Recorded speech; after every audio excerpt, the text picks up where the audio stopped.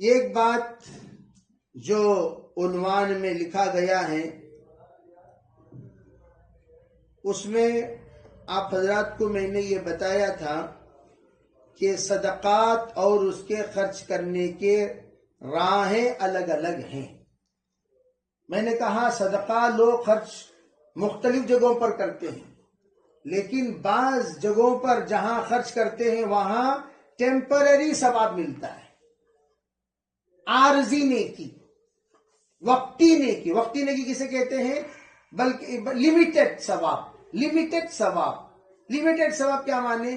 آپ نے ایک جگہ پر خرچ کیا، اس کا ثواب آپ کو ضرور ملے گا۔ یہ نہیں کہتا کہ ثواب نہیں ملتا، ثواب ضرور ملے گا، اور اچھا سے اچھا ملے گا، بہتر سے بہتر ملے گا، اس میں کوئی شک نہیں ہے، اس میں کوئی شبہ نہیں ہے۔ ایک بات۔ دوسری بات کیا کہ بعض جگہوں پر خرچ کرنے پر ثواب ان لمیٹڈ ملتا رہے گا، ان لمیٹڈ ملتا رہے گا۔ کب تک ملتا رہے گا؟ قیامت تک ملتا رہے گا۔ ارے ہم انتقال ہو کر چلے جائیں گے قبر میں، ہم چلے جائیں گے قبر میں، لیکن ثواب میں کوئی کمی نہیں آئے گی۔ ثواب ملتا رہے گا، ثواب ملتا رہے گا، ثواب ملتا رہے گا۔ تو ان چیزوں میں کیا ہے؟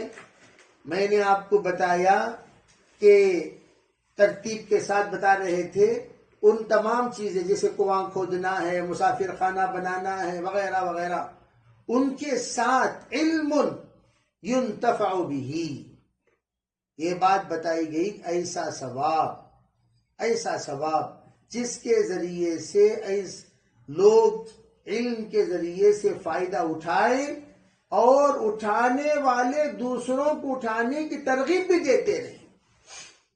دیکھو، ایک ہے نصیحت، عارضی نصیحت۔ ہم نے بچے کو یوں کہا، بیٹا دیکھو تم نماز پڑھو، تو بچے نے نماز پڑھنا شروع کیا۔ ہم نے کہا بیٹے کو، بیٹے تم نماز بھی پڑھو اور اپنے ساتھیوں کو، دوست احباب کو، متعلقین کو، جتنے تمہارے ملنے جلنے والے ہیں ان کو بھی نماز کے بارے میں کہتے رہو۔ میں تم کہو گے وہ لوگ نماز پڑھیں گے، آج پڑھیں گے انشاءاللہ، کل کا دن اللہ تعالی تمہارے کہنے کی وجہ سے ایک بڑے مجمع کو نمازی بنائے گا اور اس کا بھی ثواب تمہیں ملتا رہے گا۔ اب بیچارے نے ایک کو نمازی بنایا، اور نمازی بنانے کے بعد دوسرے کو بنایا، اس نے کسی اور کو بنایا، اس نے کسی اور کو بنایا، بناتے بناتے بناتے بناتے ایک اتنا بڑا سرکل بن گیا نمازیوں کا اس بندے کی نصیحت سے کہ ایک جماعت نماز پڑھ رہی ہے، اس کا ثواب اس بچے کو مل رہا ہے جس بچے نے نماز کی ہلکی سی نصیحت فرمائی تھی۔ اب اس کو ترغیب آپ نے دی، اس کو جو ترغیب ہے وہ آپ نے دی، تو جو اس بچے کی محنت، جیسے کہ آج کل ماشاءاللہ لوگ تجارت میں ٹری کا ثواب شروع کیے ہیں۔ ابھی ایک ہوتا ہے ٹری ترتیب، اس نے کیا، شرعی اعتبار سے یہ تجارت ناجائز ہے۔ آپ نے محنت کی، جس پر محنت کی اس کا بھی کمیشن آپ کو مل رہا ہے، اس نے جس پر محنت کی اس کا بھی کمیشن آپ کو مل رہا ہے، اس نے جس پر محنت کی۔ علماء کہتے ہیں جس حد تک ہماری محنت لگی اس حد تک ثواب جائز ہے، نفع جائز ہے، اس وقت تک تجارت جائز ہے۔ جہاں ہماری محنت نہیں لگی وہ پیسہ ہمارے لیے ناجائز ہے۔ اگر دیکھا جائے 3-4 لوگوں تک ہماری محنت لگی، اس کے بعد ہماری محنت نہیں لگی، اسے ایزی منی کہتے ہیں، اس ایزی منی کو سود کہا جاتا ہے۔ لیکن اللہ نے ایک نظام بنایا، وہ نظام کیا ہے؟ وہ یہ ہے کہ آپ کے ذریعے سے جتنے لوگ نیک بنیں گے، الدال الی الخیر کفاعلہ، خود جناب رسول اللہ صلی اللہ علیہ وسلم نے ارشاد فرمایا، جو بھی نیکی کی طرف رہبری کرے گا اس کو اتنا ہی ثواب ملے گا جتنا ثواب کرنے والے کو ملتا ہے۔ پورا کمیشن ومیشن نہیں، پورا ثواب ملے گا۔ بھئی آپ کو کتنا ثواب ملا؟ ایک قرآن پڑھنے کا، اتنا ثواب اس بندے کو بھی ملے گا جس بندے نے آپ کو قرآن پڑھنے کو کہا. آپ اندازہ لگائیے کتنی بڑی نیکی ہو گئی, کتنا بڑا ثواب ہو گیا. اب وہ ثواب آپ کسی کو پڑھائے, آپ کسی کو پڑھائے, وہ ثواب ملتا ہے پڑھنے پڑھانے میں, سیکھنے سکھانے میں. تبلیغ بھی کیا ہے؟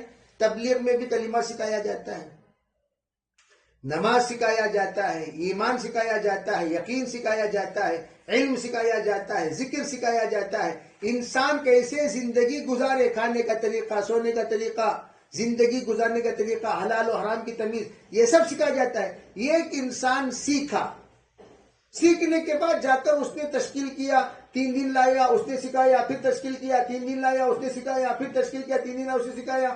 تو جتنے سکھاتے رہیں گے اس کا ثواب اس شخص کو ملتا رہے گا جس نے اس کام کو شروع کیا. اب آپ نے کیا کیا؟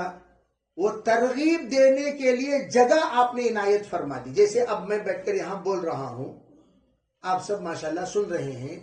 یہ جگہ کو ایک بندے نے وقف کیا تاکہ نصیحت کرنے والے نصیحت کریں, نصیحت سننے والے نصیحت سنیں, دین سمجھانے والے سمجھائیں, دین سمجھنے والے سمجھیں, دین کے بارے میں کچھ اشکال ہو تو دور کرانے میں آسانی ہو.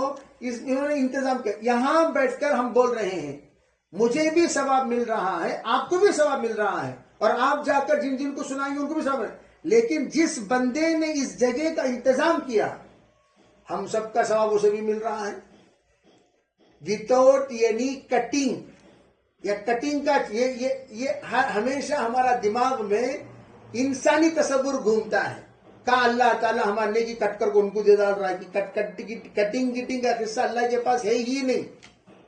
اللہ کے پاس کٹنگ کا قصہ ہے ہی نہیں. اسی لیے میں ہمیشہ ایصال ثواب کرنے والوں سے یوں کہا کرتا ہوں, ارے بھائی جب تم ایصال ثواب کرو تو یہ نیت کر لیا کرو, یا اللہ جو کچھ میں نے پڑھا اس کا ثواب تمام انبیاء کو, تمام صلحاء کو, تمام اتقیاء کو, تمام اولیاء کو, تمام مومنین و مومنات کو اس کا ثواب پہنچا کر تا قیامت آنے والے تمام مرحومین کو بھی اس کا ثواب پہنچا کر, یا اللہ بالخصوص آپ ہمارے فلاں کو ثواب پہنچا دے بول کر نیت کر لی.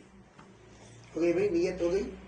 اب نیت کرنے والا نیت کر لیا, نیت کرنے والے کو کیا ثواب ملا وہ سنو. اللہ تعالیٰ یہ قرآن کو یا ایک یاسین کو یا ایک صدقے کو ان تمام کو اس کا ثواب پہنچا کر برابر سرابر 10 لاکھ نیکیاں ملی صدقے کے ذریعے سے, سب کو 10 لاکھ روپے لاکھ نیکی اللہ تعالیٰ تقسیم کرنے کے بعد, دینے کے بعد, وہ بندہ جس نے نیت کی اس بندے کو سب کا ٹوٹل ثواب ملے گا. سب کا ٹوٹل. اب اندازہ لگاؤ, 100 کو نیت کیے, 1000 کو نیت کیے, کروڑ کو نیت کیے, کروڑ کا ٹوٹل کتنا ہوگا؟ کروڑوں کا ٹوٹل لا حساب ہو گیا, بے حساب ہو گیا. اسی لیے کہا نیت المؤمن خیر من عملی, عمل سے بڑھ کر ایمان والے کی نیت ہوتی ہے.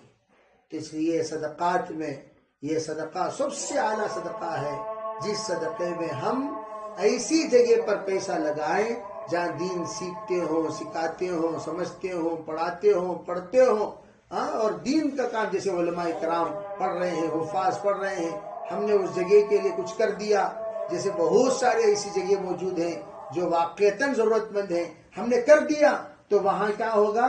جتنی ہم نے ان کی مدد کی, اس مدد کے بدولت جتنا وہ لوگ خیر کا کام کریں گے. جیسے میں عالم بنا ہوں تو میرے عالم بننے میں پیچھے ایک بہت بڑے ایک مجمع لگا ہوا ہے, جن کی بعضوں کی دعائیں لگی ہوں گی, بعضوں کے اخراجات لگے ہوں گے, بعضوں کی محنت لگی ہوگی, بعض لوگ مالی اعتبار سے, بعض لوگ صلاحیت کے اعتبار سے ہم پر محنت کیے. وہ سب کو ثواب ملے گا ہم جو کچھ خیر کا کام کر رہے ہیں. تو اس لیے صدقہ میں یہ صدقہ جاریہ یہ ہمیشہ اس کا ثواب ملتا ہے. تو اس میں علم سیکھنا سکھانا, دعوت دینا, اور دعوت میں جمنا، دین سیکھنا سکھانا، یہ سب اس میں شامل ہے۔ اس لیے تمام سے گزارش ہے کہ ایسی نیکیاں جس میں ثواب بہت زیادہ ہو، ایسی جگہ سے ہم لوگ اپنا تعلق جوڑے رکھیں اور اپنی خدمت بھی انجام دیتے رہیں، انشاءاللہ بہت بڑا فائدہ ہوگا۔ اللہ تعالی ہمیں سبھی کو عمل کرنے کی توفیق عطا فرمائے۔